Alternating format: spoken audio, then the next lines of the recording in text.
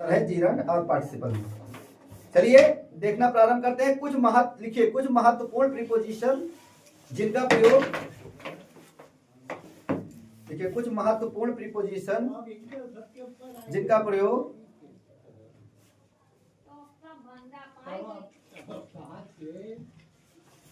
इस नियम के अंतर्गत अधिकतर किया जाता है। कुछ महत्वपूर्ण प्रीपोजिशन जिनका प्रयोग इस नियम के अंतर्गत अधिकतर किया जाता है।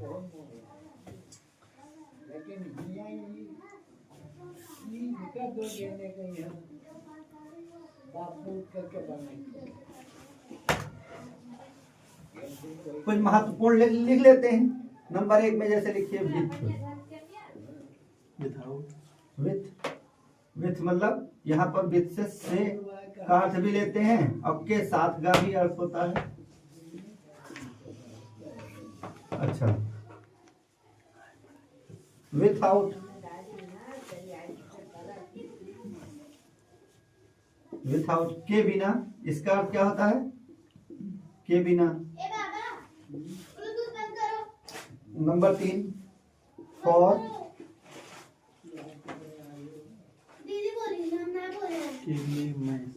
के लिए, में और से, इतना अर्थ होता है। अच्छा, नंबर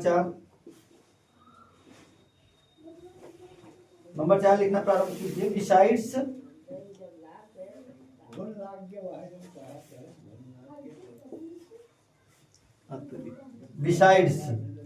बिसाइड्स लिखना है, बिसाइड नहीं, बिसाइड्स के अतिरिक्त। बिसाइड्स को हिंदी में क्या कहेंगे? के अतिरिक्त।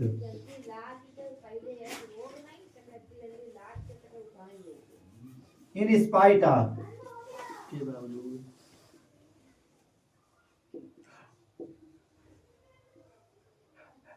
इन स्पाइट ऑफ, के बावजूद, ऑन पर,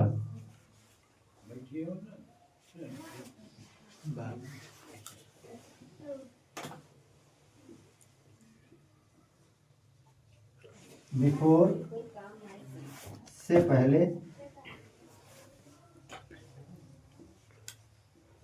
से पहले या के पहले भी, आफ्टर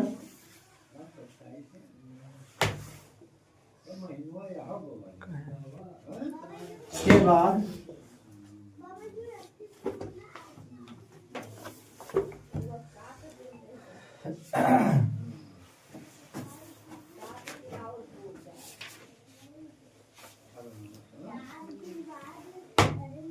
तो देखो ये कुछ प्रीपोजिशन है जो अभी हमने लिखे हैं। इनका प्रयोग इस एक्सरसाइज में आपको करना पड़ेगा, तो इनको थोड़ा सा आपको लर्न करके रखना पड़ेगा, या इसे याद करना बहुत ही जरूरी है, तभी आप बना पाओगे। विथ से के साथ, विदाउट के बिना, फॉर के लिए, में से, ऐसे, बिसाइड्स के अतिरिक्त, इन स्पाइट ऑफ के बावजूद, ऑन पर, बिफोर से पहले, आफ्टर के बाद, ड्यू टू के कारण, बाय के द्वारा। ये कुछ महत्वपूर्ण प्रीपोजिशन है जो इस एक्सरसाइज में प्रयोग में आएंगे, इसको आपको लर्न करना है। अब बनाना प्रारंभ करते हैं वाक्य, वहां से आपको समझ में आएगी बात। जब वाक्य बनाएंगे तो आप समझेंगे कि किस प्रकार से बनाना है। देखो यहाँ ऊपर लिखा है हेडिंग में, यूजिंग प्रीपोजिशन बिफोर जीरंड और नाउन, अर्थात नाउन या जीरंड से पहले प्रीपोजिशन का प्रयोग करना है। अर्थात एक वाक्य की जो फाइनाइट वर्ब है उसको नाउन या जीरंड में बदलना है और उससे पहले प्रीपोजिशन लगाना है। बात समझ लो, उससे पहले प्रीपोजिशन लगाना है, फिर दूसरे वाक्य को जोड़ देना, इतना कार्य करना है। चलिए एक्सरसाइज नंबर 5 नहीं, एक्सरसाइज नंबर 4 है। एक्सरसाइज नंबर 4 देखते हैं। लिखना प्रारंभ करो। He saw the moon, he became glad. He saw the moon, he became glad. थोड़ा हिंदी निकालोगे तो ज्यादा आसानी रहेगी। उसने चांद देखा, he saw the moon, उससे उसने चांद देखा। he became glad, वह प्रसन्न हुआ। दोनों को एक में करके बोलना है, चांद देखने पर वह प्रसन्न हुआ। तो पर आया यहाँ पर के लिए कौन सा प्रीपोजिशन लिखा है था? ऑन। तो ऑन के बाद इसको हम बनाएंगे स को जीरंड, स को फर्स्ट फॉर्म में लेके आएंगे, उसमें लगाएंगे आईएनजी, हो जाएगा ऑन सीइंग। क्या हो जाएगा? On seeing the moon. Moon comma लगाएंगे। अब ये सब्जेक्ट सेम है, लिखेंगे ही बिकेम ग्लैड। वाक्य बन गया। दूसरा वाक्य देखना प्रारंभ करते हैं। He gave them his advice, he helped them liberally. He gave them his advice,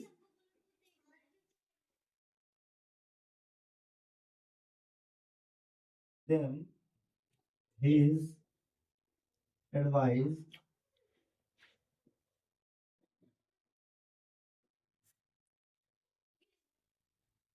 he helped them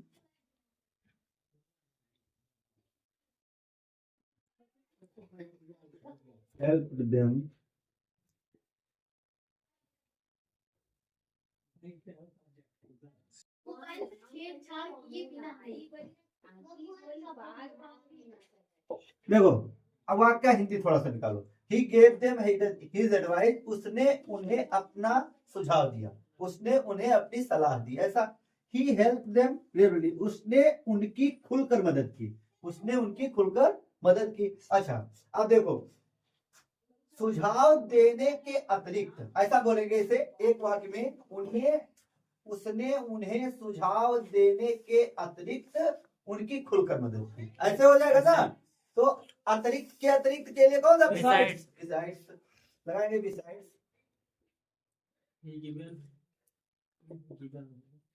besides.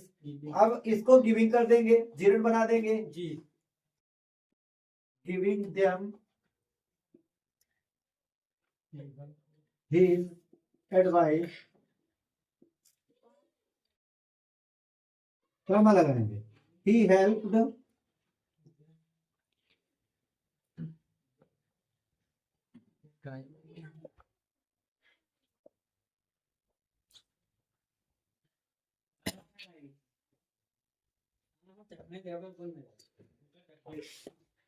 चलो ये हो गया। अगला वाक्य लिखते हैं, बनाना प्रारंभ करते हैं। I bought a watch, I paid Rs 500 for this. I bought ये वॉच, पहला वाक्य I paid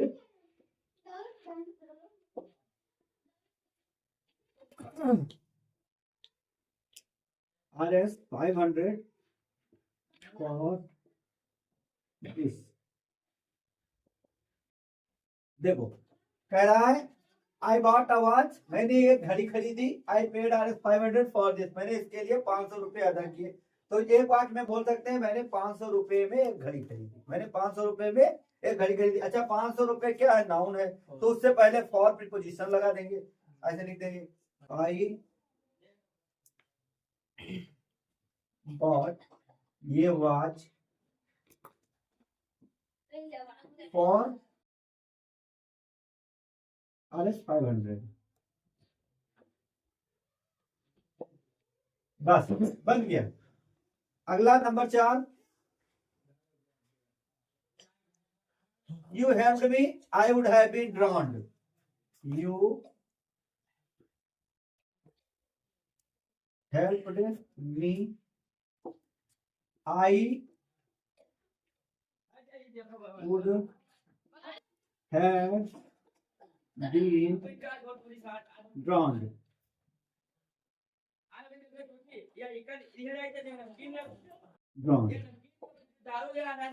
देखो यू हेल्प मी, तुमने मेरी मदद की, I would have been drowned, मैं डूब गया होता। ड्राउंड माने डूब जाना। तुमने मेरी मदद की, मैं डूब गया होता। अब एक वाक्य में हम बोल सकते हैं बिना तुम्हारी मदद के मैं डूब गया होता, ऐसे बोल सकते हैं ना। तो के बिना के लिए कौन सा प्रीपोजिशन? विदाउट। तो अब क्या लिखेंगे? I would have been drowned, मैं डूब गया होता विदाउट योर हेल्प, बिना तुम्हारी मदद के। बन गया।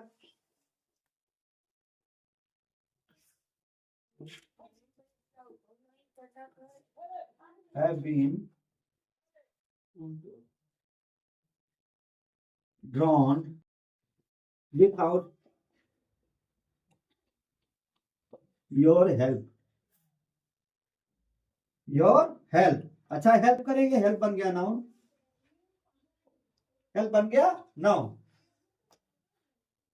चलो ऊपर से मिटाते हैं और बनाते हैं।